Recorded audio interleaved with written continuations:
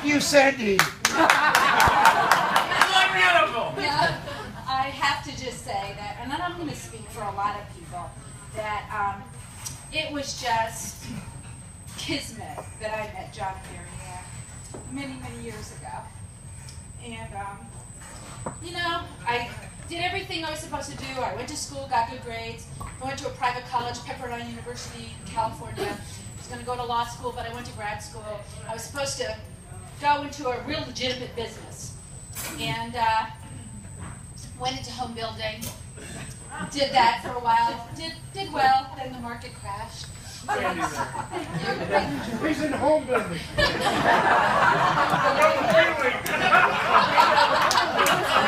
He's retired now. Had a serendipitous day, met with John and Maryanne. Actually, I got my hair done at Visible Changes in the Galleria before I knew anything about Visible Changes. And a year later, we were doing great in home building, and then it crashed. And I was at the West Oaks Mall, and I saw this man, and it was around Halloween time, and the salon was decorated, and it was just so full of life, and people loved their job. And I said, I saw this man, and I said, who's that man taking pictures? And they said, that's the owner, John McCormack, and this is a really cool, really great company to come work for. I go, hairdressing? No, I was supposed to be a lawyer, you know, not for me. I have to go more professional. So, I don't know what happened. I think God intervened. And I saw an ad in the paper for a job at Visible Changes. And I called, and I had an interview, and it was set for 6 p.m. on a Wednesday evening. And I thought, who interviews people at 6 p.m. on Wednesday? What is wrong with this? I went in. We had a 3-hour interview, Maryanne, John, and I. And it was love again. And I felt at home with these people. They understood me. We were from New York. They're from New York. I'm from New York. And it was love at first sight. And I stayed and I helped them build their company.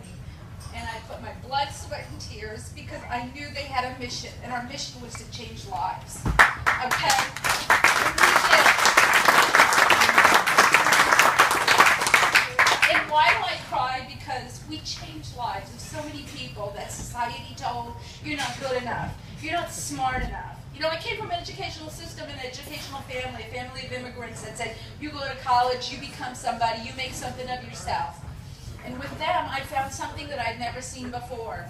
And we built this company from people that were turned away, that were told, you're never going to make it in your life, you're not good enough. And we turned them into very productive people with a mission. And we said, we're going to raise the standard of the industry. And we did. John with his business acumen, Maryanne with her hairdressing.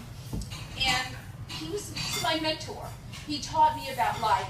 And things go up and down in life. And he stood by me. And we would have meetings at 7 o'clock at night. When everybody else was gone, I'd go into his office or he'd come into mine. He'd say, what the hell are you still doing here?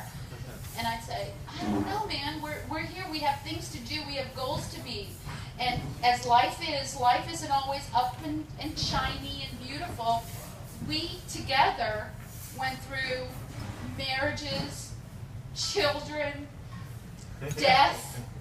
We went through everything together. And when that AIDS epidemic came back in the 80s and everybody was scared, we had hairdressers whose families shunned them. And they were boys. And they didn't have anybody.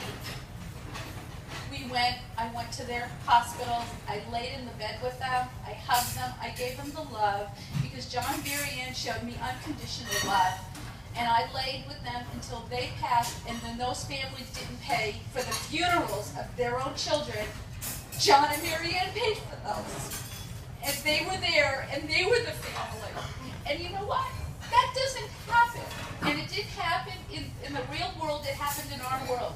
And when you learn that compassion, and then, yeah, my husband took me away from them, and they're still mad at him. But we learned a system. We learned a system. And we did, because of John and Maryanne again, we learned how to duplicate their system in a different industry. And we wanted to touch other people's lives And they always said that we taught our employees, we learned how to be better parents because of our employees, because we treated them like our children, and how they would be, that we would be wonderful children, and then all of our children have become successful because of the lessons that they have taught us.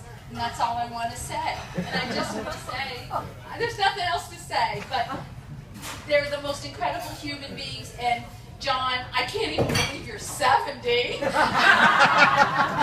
mean, you know, it's only a few years ago. Finally a roast part. Yeah. Okay. And always, and this is his typical line. If anybody ever said to me, what was John McCormack's line? You'd always say, stop busting my balls. And I'm leaving you with that.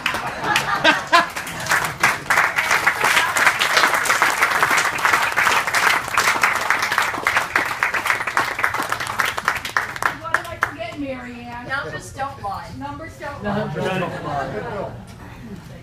Bill, you ready? That was beautiful.